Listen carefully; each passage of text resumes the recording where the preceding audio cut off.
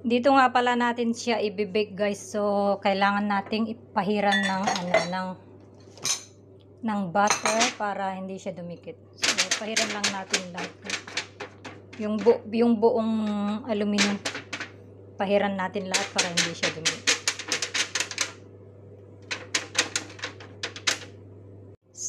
So ayan na guys, napahiran na natin, kaya ilalagay na natin yung ating mixture.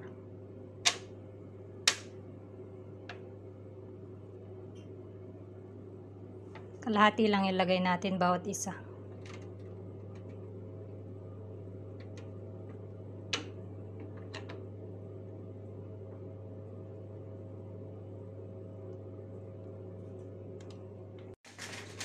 Tapos saka natin tatakpan ng foil guys bago natin ilagay sa oven.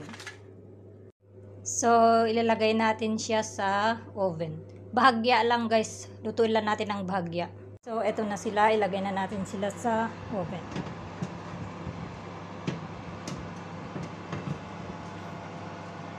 So kastoy ganito yun guys.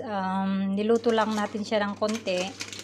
Tapos lalagyan natin siya ng margarine sa ibabaw. Wala tayong margarine guys, kaya ito na lang. Lalagyan natin siya ng butter na lang ilalagay ko. Ipahid-pahid natin.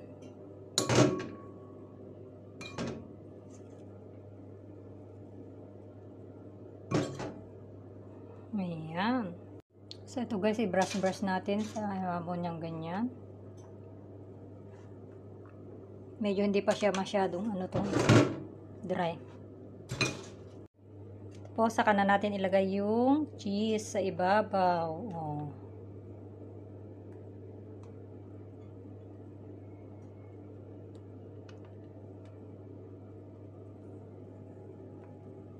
Mas maraming cheese, mas masarap guys. Oh, ito na siya guys ang itsura niya. So para mas masarap siya guys, lagyan natin siya ng condensed milk sa ibabaw.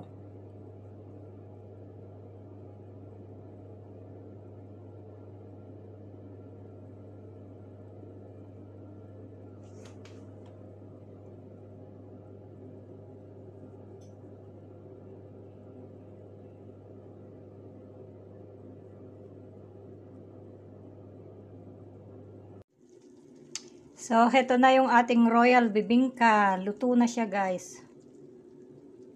Medyo nasunog lang siya ng konti doon sa banda doon, pero okay naman na. Oh.